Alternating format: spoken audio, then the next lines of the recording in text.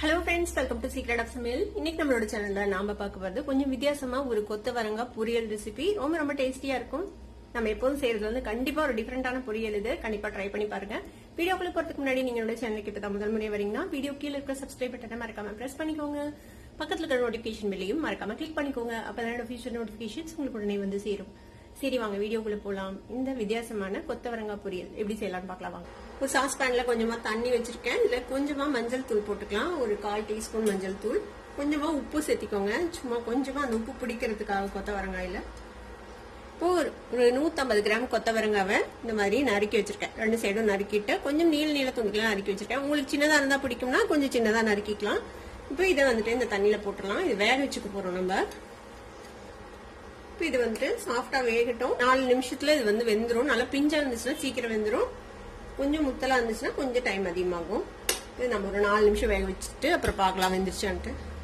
ஒரு 5 நிமிஷம் நல்லா வெந்துருச்சு. பாத்தீங்கன்னாலே தெரியும் வெந்துருச்சு. செக் பண்ணிக்கோங்க சாஃப்டா வெந்துருச்சு அப்படின்னு சொல்லிட்டு இந்த மாதிரி கிள்ளி பாருங்க. பாருங்க நல்லா வெந்துருச்சு.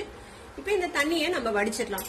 என்னடா காய தண்ணியில வடிக்கிறோமே இதோட ஸ்ட்ரென்த்ல போயிடும் அப்படின்னு நினைக்க தேவையில்லை. பொதுவா வாய்வு இருக்கிற காய்கறிகள் வடிச்சிட்டு செய்யறது நல்லது. அந்த வாய்வு தன்மை வந்து கொஞ்சம் குறைவா இருக்கும். இதை நம்ம வடிச்சு எடுத்துட்டு வந்துடலாம். ஒரு பேன் அடுப்புல வச்சுக்கோங்க. இதுல ஒரு 1 டேபிள் ஸ்பூன் அளவுக்கு எண்ணெய் விட்டுக்கலாம். எண்ணெய் கொஞ்சம் சூடானதும் கொஞ்சமா சீரகம் சேர்த்திக்கோங்க. சீரகத்தோடவே கொஞ்சம் இஞ்சியை நறுக்கி வச்சிருக்கேன் பொடியா. அதே மாதிரி ஒரே ஒரு பச்சை மிளகாய் அதையும் பொடியா நறுக்கி வச்சிருக்கேன். இந்த இஞ்சி, சீரகம், நம்ம இதுல பெருங்காயமும் சேர்த்துவோம். எல்லாமே இந்த வாயுவை கண்ட்ரோல் பண்றதுக்காக தான்.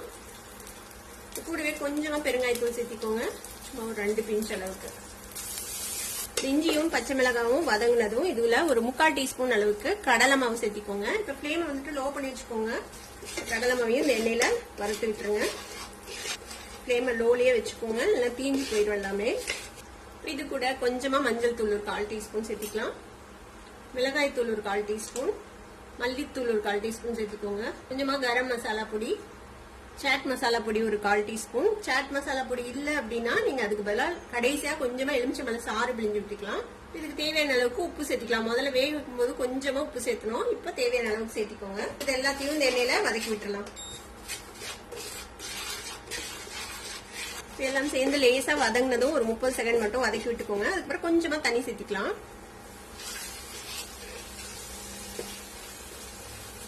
தண்ணி சேர்ந்து நல்லா வதங்கிடுச்சு பாருங்க. கொஞ்சம் எண்ணெய் தெளிஞ்ச மாதிரி ஆயிடுச்சு. இப்போ நம்ம வேக வச்சு வச்சிருக்கோம்ல இந்த கொத்தவரங்காய், அதை வந்து இதுல சேர்த்திக்கலாம். இந்த கொத்தவரங்காயும் இந்த மசாலாவோட சேர்த்தி நல்லா மிக்ஸ் பண்ணி விட்டுருங்க. இது கொஞ்ச நேரம் நல்லா வதங்கட்டும். இந்த மசாலாவோட சேர்ந்து மசாலா எல்லாம் பிடிக்கணும்ல அந்த கொத்தவரங்காயில, அதனால கொஞ்ச நேரம் நல்லா வதக்கிக்கலாம். ஒரு 2-3 நிமிஷம் நல்லா வதக்கியாச்சு பாருங்க. நல்லா போட்டாயிடுச்சு இந்த மசாலா தான் கொத்தவரங்காய் மேல.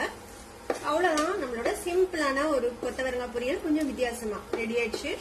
அடுப்பு ஆஃப் பண்ணிடலாம். சிம்பிளான டேஸ்டியான ஒரு கொத்தவரங்காய் பொரியல் ரெடி ஆயிடுச்சு. கண்டிப்பா ட்ரை பண்ணி பாருங்க. ட்ரை பண்ணி பார்த்துட்டு எப்படி இருந்தது அப்படின்னு கமெண்ட்ஸ்ல ஃபீட்பேக் கொடுங்க. இந்த வீடியோ உங்களுக்கு பிடிச்சிருந்தா சப்ஸ்கிரைப் பண்ணுங்க. பக்கத்துல இருக்க பெல் ஐகானை கிளிக் பண்ணுங்க. அப்பதான் ஃபியூச்சர் நோட்டிபிகேஷன்ஸ் உங்களுக்கு உடனே வந்து சேரும். லைக் பண்ணுங்க, ஷேர் பண்ணுங்க. தேங்க்யூ ஃபார் வாட்சிங் வீடியோ வியூவர்ஸ். Bye bye.